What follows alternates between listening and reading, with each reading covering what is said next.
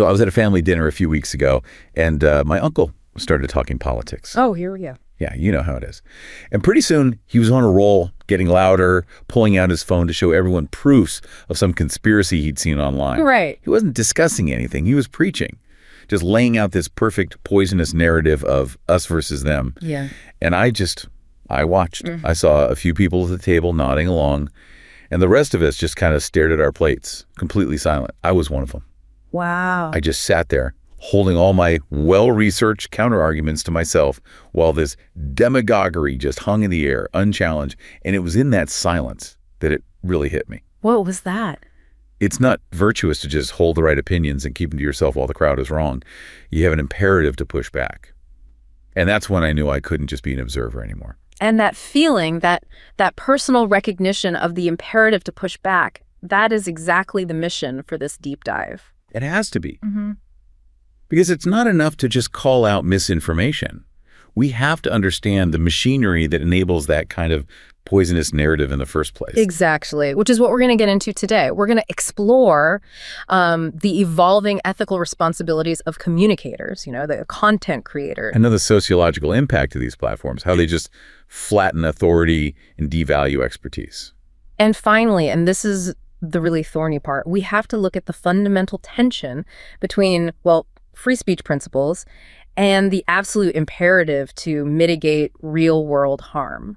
So where do we start? The sources make it clear that the problem begins the moment any content hits a platform. Yeah, it really does. We're looking at a system that is fundamentally designed to weaponize engagement, which makes integrity. Yeah. Makes it a liability. So let's start with the professionals then. Yeah. The journalists, the communicators we're supposed to rely on.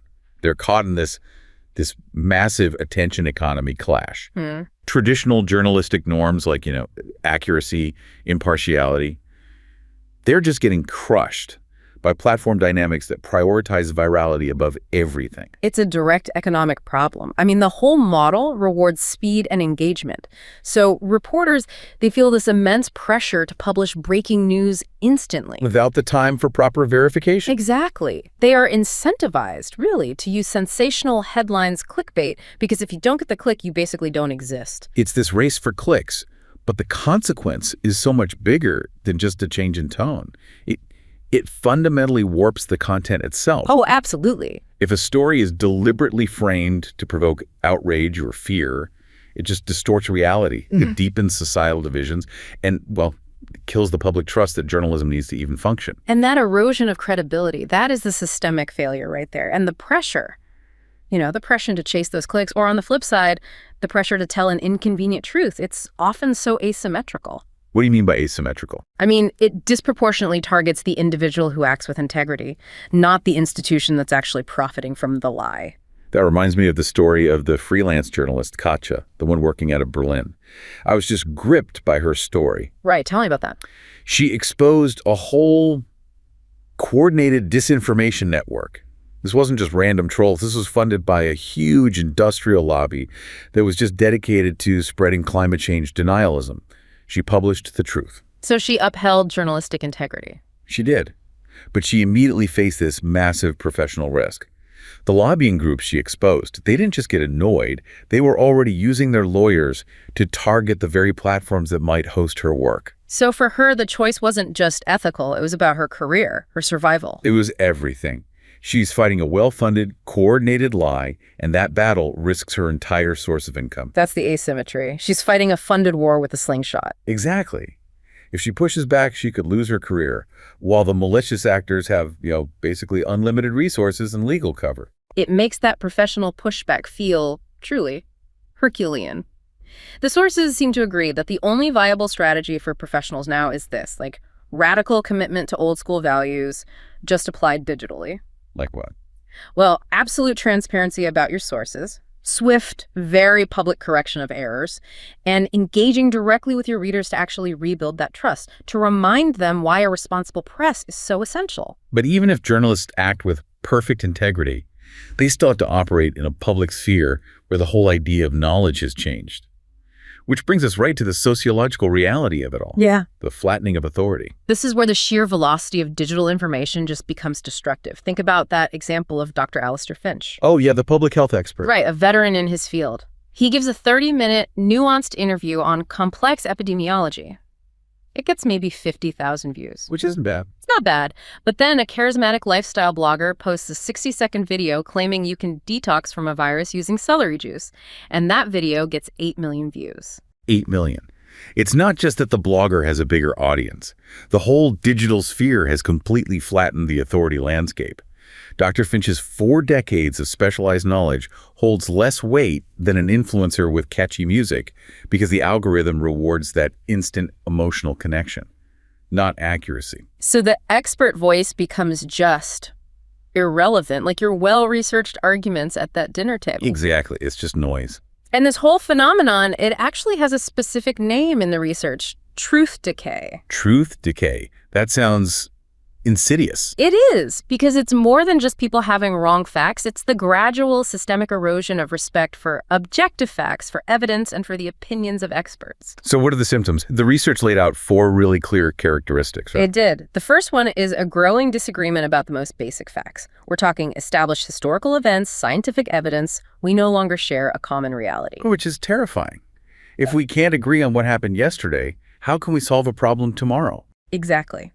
The second characteristic is the blurring of the line between subjective opinion and objective fact. Misinformation gets systematically presented as just, alternative facts. Then the third one is the big one for me, the declining public trust in traditional institutions, the media, government, academia. Right. If the institutions meant to vet truth are no longer trusted, where do people turn? They turn inward, to personal stories, to echo chambers. And that's the fourth characteristic.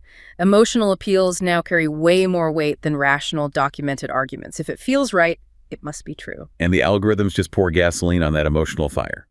They are programmed explicitly to maximize engagement, so the narratives that provoke outrage or fear, they just go viral. Accuracy is irrelevant. That selective exposure, it creates this intense confirmation bias. You're only shown evidence that reinforces what you already believe, which actively stops any kind of objective truth-seeking. And the speed advantage is just shocking. Some of the studies showed that false information spreads up to 6 times faster than true information on major platforms.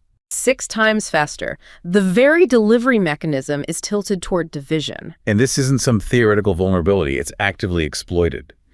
We see truth decay directly linked to things like hybrid warfare, where state actors use bots and trolls to sow confusion and undermine democratic processes. It's a real threat to social cohesion. Which brings us to the most difficult part of this whole discussion, the agonizing judgment call. How does a society balance the ideal of absolute free speech against the profound, real-world need to mitigate the harm that speech enables? That tension. They become so human when you read the story of the former content moderator, Jayesh. Yeah, that was a heavy one. His job was reviewing content from volatile regions where political speech was highly coded and incredibly dangerous.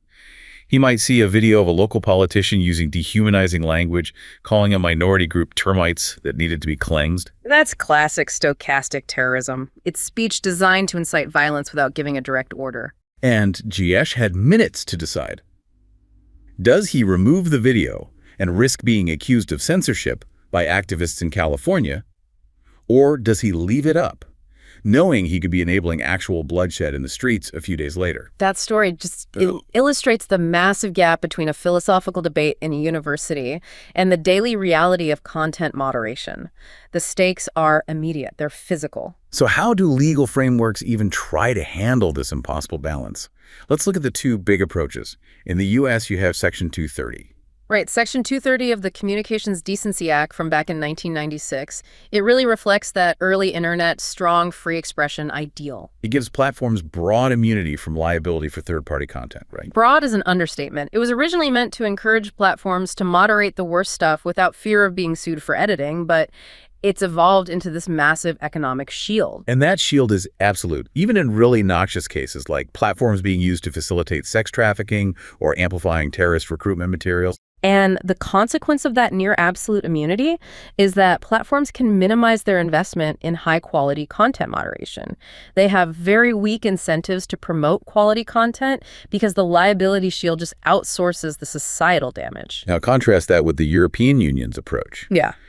The Digital Services Act, the DSA. The DSA from 2022. It nominally preserves that immunity for passive hosting, but it completely flips the script by imposing these extensive cumulative responsibilities on platforms, especially the very large online platforms, or VLOPs. Its whole regulatory program designed to force systemic change.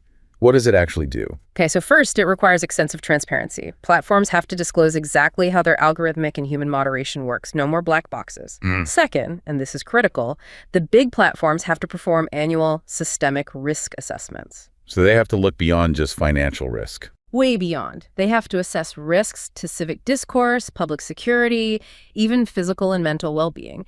And then they have to undertake reasonable efforts to mitigate those risks. They're responsible for fixing the damage they enable. And there was one more groundbreaking requirement in there.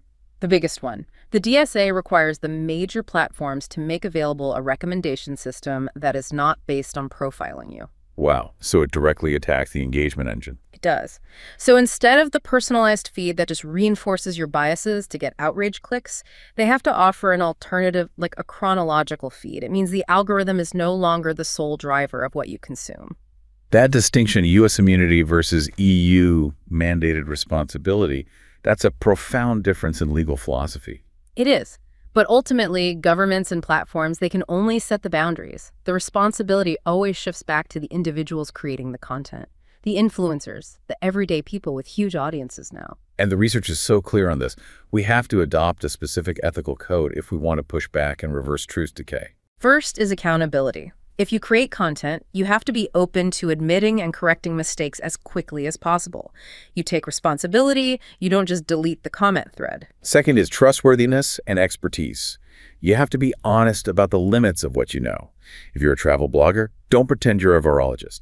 Refer to other, truly trustworthy sources. Third is factuality. Just striving for verifiable truth, especially on divisive topics, and avoiding those manipulative communication techniques that are only designed to maximize outrage. And finally, respect. Actively discouraging hateful and violent speech in your own community and making sure your own communication is guided by some empathy, some humility. So we've covered the professional struggle, the structural reality of algorithm-fueled truth decay, and these very different legal responses trying to curb the fallout. We're left with a landscape just defined by tension and responsibility. The efficiency of these digital platforms, which, let's be honest, are indispensable to our society now, is equally effective at conveying what's valuable and what is destructive. They amplify the brilliant and the noxious with the exact same speed and enthusiasm. Upholding democratic resilience, minimizing harm. It really does depend on cultivating conscious vigilance, technological literacy, and critical thinking in every single citizen and content creator. That battle against disinformation and this flat authority we're seeing, it's waged daily. It's waged by individuals who choose to break the silence, by choosing principled, ceaseless effort over that easy, comfortable affirmation. The right to free expression has to be actively used, not just taken for granted.